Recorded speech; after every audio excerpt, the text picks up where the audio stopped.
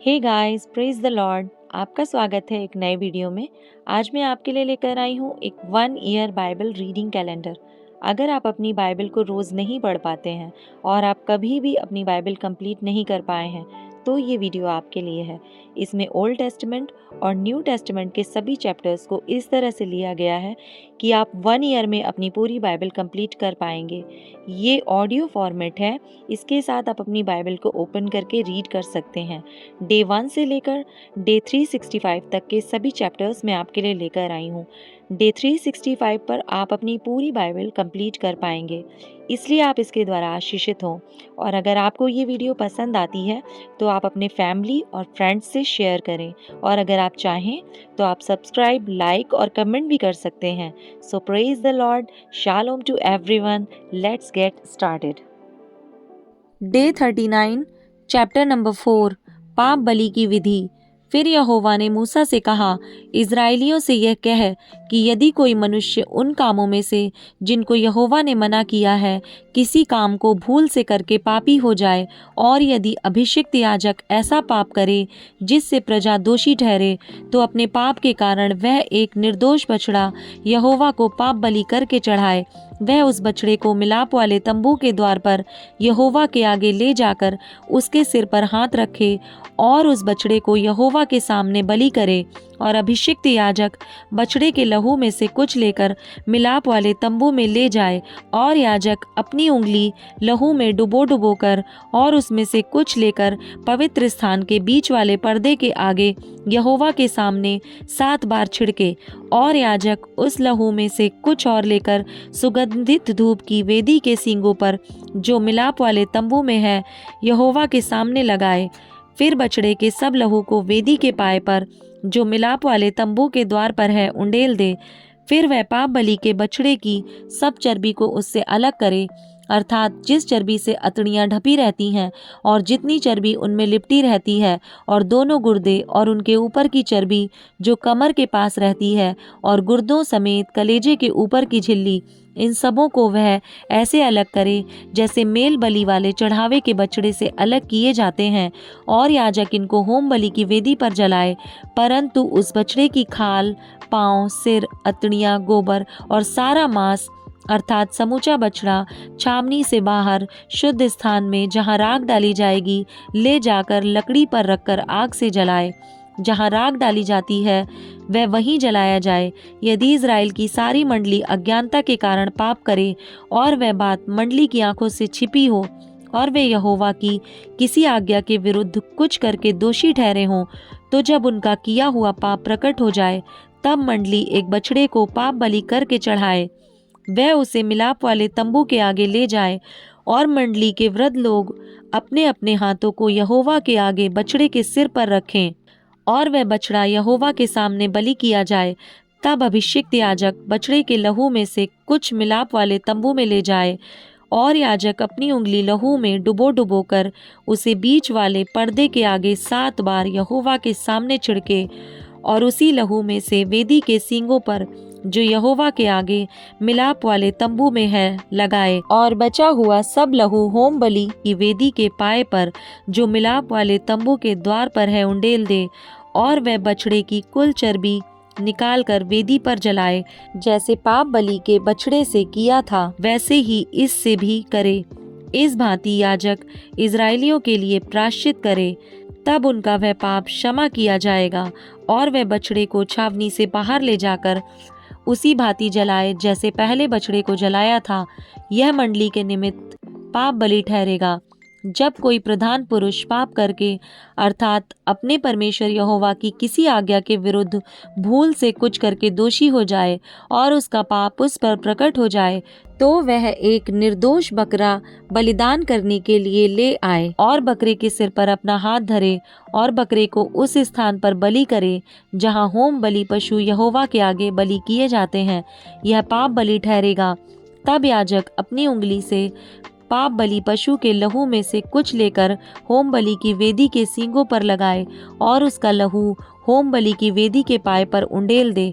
और वह उसकी कुल चर्बी को मेल बलि की चर्बी के समान वेदी पर जलाए, और याजक उसके पाप के विषय में प्रायश्चित करे। तब वह क्षमा किया जाएगा। यदि साधारण लोगों में से कोई अज्ञानता से पाप करे, अर्थात कोई ऐसा काम करे जिसे यहोवा ने मना किया हो, करके दोषी हो, और उसका वह पाप उस पर प्रकट हो जाए, तो वह उस पाप के कारण एक निर्दोष बकरी बलिदान करने के लिए ले आए, और वह अपना हाथ पाप बलि पशु के सिर पर रखे और होम बलि के स्थान पर पाप बलि का पशु बलिदान करे, और याजक उसके लहू में से अपनी उंगली से कुछ लेकर होम बलि की वेदी के सींगों पर लगाए, और उसके सब लहू को उसी वेदी के पाए पर उंडेल दे, और वह उसकी सब चर्बी को मेल बलि पशु की चर्बी के समान अलग करे। तब याजक उसको वेदी पर यहोवा के निमित्त सुखदायक सुगंध के लिए जलाए, और इस प्रकार याजक उसके लिए प्रायश्चित करे, तब उसे क्षमा मिलेगी। यदि वह पाप बलि के लिए एक भेड़ी का बच्चा लाए, तो वह निर्दोष मादा हो, और वह अपना हाथ पाप बलि पशु के सिर पर रखे और उसको पाप बलि के लिए वहीं बलिदान करे जहाँ होम बलि पशु बलि किया जाता है। तब याजक अपनी उंगली से पाप बलि के लहू में से कुछ लेकर होम बलि की वेदी के सींगों पर लगाए, और उसके सब लहू को वेदी के पाए पर उंडेल दे, और वह उसकी सब चर्बी को मेल बलि वाले भेड़ के बच्चे की चर्बी के समान अलग करे, और याजक उसे वेदी पर यहोवा के हवनों के ऊपर जलाए, और इस प्रकार याजक उसके पाप के लिए प्रायश्चित करे, और वह क्षमा किया जाएगा। चैप्टर 5 पाप बलि के कारण। यदि कोई साक्षी होकर ऐसा पाप करे कि शपथ खिलाकर पूछने पर भी कि क्या तूने यह सुना अथवा जानता है, और वह बात प्रकट ना करे, तो उसको अपने अधर्म का भार उठाना पड़ेगा। अथवा यदि कोई किसी अशुद्ध वस्तु को अज्ञानता से छू ले, तो चाहे वह अशुद्ध बनैले पशु की, चाहे अशुद्ध घरेलू पशु की, चाहे अशुद्ध रेंगने वाले जीव जंतु की लोथ हो, तो वह अशुद्ध होकर दोषी ठहरेगा। अथवा यदि कोई मनुष्य किसी अशुद्ध वस्तु को अज्ञानता से छू ले, चाहे वह अशुद्ध वस्तु किसी भी प्रकार की क्यों ना हो, जिससे लोग अशुद्ध हो जाते हैं, तो जब वह उस बात को जान लेगा, तब वह दोषी ठहरेगा। अथवा यदि कोई बुरा या भला करने को बिना सोचे समझे शपथ खाए, चाहे किसी प्रकार की बात वह बिना सोचे विचारे शपथ खाकर कहे, तो ऐसी बात में वह दोषी उस समय ठहरेगा जब उसे मालूम हो जाएगा। और जब वह इन बातों में से किसी भी बात में दोषी हो, तब जिस विषय में उसने पाप किया हो वह उसको मान ले, और वह यहोवा के सामने अपना दोष बलि ले आए, अर्थात उस पाप के कारण वह एक भेड़ या बकरी पाप बलि करने के लिए ले आए। तब याजक उस पाप के विषय उसके लिए प्रायश्चित करे। पर यदि उसे भेड़ या बकरी देने की सामर्थ ना हो, तो अपने पाप के कारण 2 पंडुक या कबूतरी के 2 बच्चे दोष बलि चढ़ाने के लिए यहोवा के पास ले आए। उनमें से एक तो पाप बलि के लिए और दूसरा होम बलि के लिए। वह उनको याजक के पास ले आए, और याजक पाप बलि वाले को पहले चढ़ाए, और उसका सिर गले से मरोड़ डाले, पर अलग ना करे, और वह पाप बलि पशु के लहू में से कुछ वेदी के बाजू पर छिड़के, और जो लहू शेष रहे वह वेदी के पाए पर गिराया जाए, वह पाप बलि ठहरेगा। तब दूसरे पक्षी को वह विधि के अनुसार होम बलि करे, और याजक उसके पाप का प्रायश्चित करे, और तब वह क्षमा किया जाएगा। पर यदि वह 2 पंडुक या कबूतरी के 2 बच्चे भी ना दे सके, तो वह अपने पाप के कारण अपना चढ़ावा एपा का 10वां भाग मैदा पाप बलि करके ले आए। उस पर ना तो वह तेल डाले और न लोबान रखे, क्योंकि वह पाप बलि होगा, और उसको याजक के पास ले जाए, और याजक उसमें से अपनी मुट्ठी भर स्मरण दिलाने वाला भाग जानकर वेदी पर यहोवा के हवनों के ऊपर जलाए, वह पाप बलि ठहरेगा। और इन बातों में से किसी भी बात के विषय में जो कोई पाप करे, याजक उसका प्रायश्चित करे, और तब वह पाप क्षमा किया जाएगा, और इस पाप बलि का शेष अन्न बलि के शेष के समान याजक का ठहरेगा। दोष बलि की विधि। फिर यहोवा ने मूसा से कहा, यदि कोई यहोवा की पवित्र की हुई वस्तुओं के विषय में भूल से विश्वासघात करे और पापी ठहरे, तो वह यहोवा के पास एक निर्दोष मेढ़ा दोष बलि के लिए ले आए। उसका दाम पवित्र स्थान के शेकेल के अनुसार उतने ही शेकेल चांदी का हो जितना याजक ठहराए, और जिस पवित्र वस्तु के विषय उसने पाप किया हो, उसमें वह 5वां भाग और बढ़ाकर याजक को दे, और याजक दोष बलि का मेढ़ा चढ़ाकर उसके लिए प्रायश्चित करे, तब उसका पाप क्षमा किया जाएगा। यदि कोई ऐसा पाप करे कि उन कामों में से जिन्हें यहोवा ने मना किया है किसी काम को करे, तो चाहे वह उससे अनजाने में हुआ हो, तो भी वह दोषी ठहरेगा और उसको अपने अधर्म का भार उठाना पड़ेगा। इसलिए वह एक निर्दोष मेढ़ा दोष बलि करके याजक के पास ले आए। वह उतने ही दाम का हो जितना याजक ठहराए, और याजक उसके लिए उसकी उस भूल का जो उसने अनजाने में की हो प्रायश्चित करे, और वह क्षमा किया जाएगा। यह दोष बलि ठहरे, क्योंकि वह मनुष्य निसंदेह यहोवा के सम्मुख दोषी ठहरेगा। चैप्टर 6।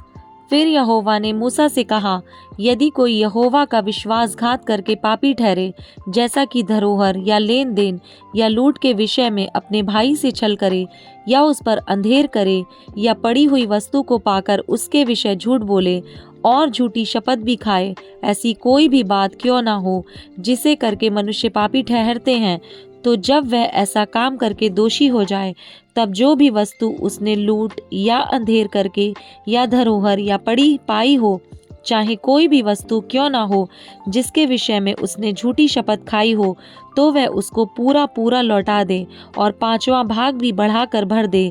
जिस दिन यह मालूम हो कि वह दोषी है, उसी दिन वह उस वस्तु को उसके स्वामी को लौटा दे, और वह यहोवा के सम्मुख अपना दोष बलि भी ले आए, अर्थात एक निर्दोष मेढ़ा दोष बलि के लिए याजक के पास ले आए।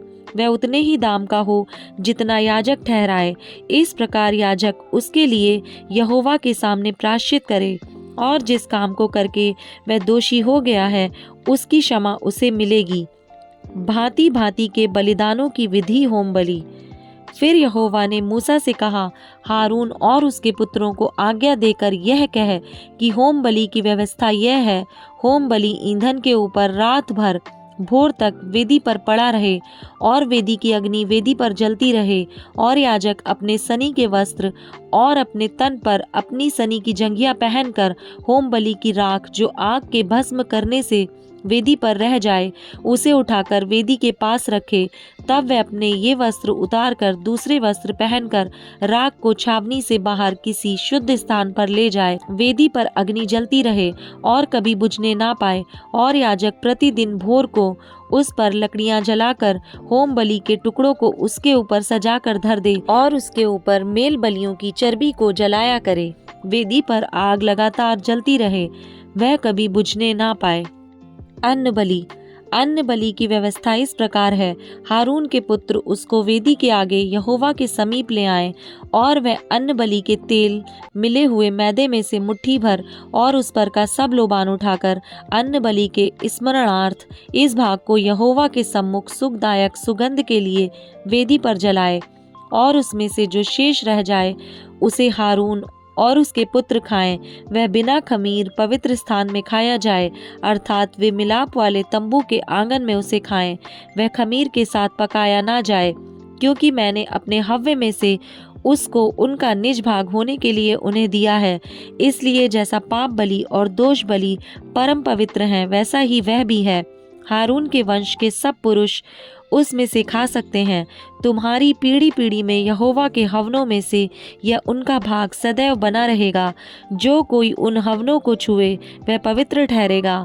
फिर यहोवा ने मूसा से कहा, जिस दिन हारून का अभिषेक हो उस दिन वह अपने पुत्रों के साथ यहोवा को यह चढ़ावा चढ़ाए, अर्थात एपा का 10वां भाग मैदा नित्य अन्नबलि में चढ़ाए।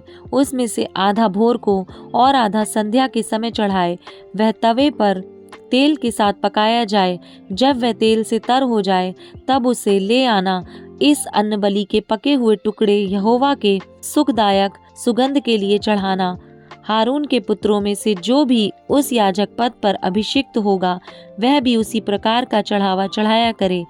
यह विधि सदा के लिए है कि यहोवा के सम्मुख वह संपूर्ण चढ़ावा जलाया जाए। याजक के संपूर्ण अन्न बलि भी सब जलाए जाएं, वह कभी ना खाया जाए। पाप बलि। फिर यहोवा ने मूसा से कहा, हारून और उसके पुत्रों से यह कह कि पाप बलि की व्यवस्था यह है, जिस स्थान में होम बलि पशु वध किया जाता है उसी में पाप बलि पशु भी यहोवा के सम्मुख बलि किया जाए। वह परम पवित्र है। जो याजक पाप बलि चढ़ावे वह उसे खाए। वह पवित्र स्थान में अर्थात मिलाप वाले तंबू के आंगन में खाया जाए। जो कुछ उसके मांस से छू जाए वह पवित्र ठहरेगा। और यदि उसके लहू के छींटे किसी वस्त्र पर पड़ जाएं, तो उसे किसी पवित्र स्थान में धो देना। और वह मिट्टी का पात्र जिसमें वह पकाया गया हो तोड़ दिया जाए।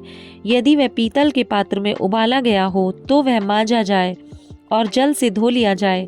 याजकों में से सब पुरुष उसे खा सकते हैं, वह परम पवित्र वस्तु है। पर जिस पाप बलि पशु के लहू में से कुछ भी लहू मिलाप वाले तंबू के भीतर पवित्र स्थान में प्रायश्चित करने को पहुंचाया जाए, उसका मांस कभी ना खाया जाए, वह आग में जला दिया जाए। Matthew chapter 25 verse number 1 to 30। 10 कुंवारियों का दृष्टांत। स्वर्ग का राज्य उन 10 कुंवारियों के समान होगा जो अपनी मशालें लेकर दूल्हे से भेंट करने को निकली। उनमें 5 मूर्ख और 5 समझदार थीं। मूर्खों ने अपनी मशालें तो लीं, परंतु अपने साथ तेल नहीं लिया। परंतु समझदारों ने अपनी मशालों के साथ अपनी कुप्पियों में तेल भी भर लिया। जब दूल्हे के आने में देर हुई तो वे सब ऊँघने लगीं और सो गईं। आधी रात को धूम मची, देखो दूल्हा आ रहा है, उससे भेंट करने के लिए चलो। तब वे सब कुंवारियां उठकर अपनी मशालें ठीक करने लगीं। और मूर्खों ने समझदारों से कहा, अपने तेल में से कुछ हमें भी दो, क्योंकि हमारी मशालें बुझी जा रही हैं।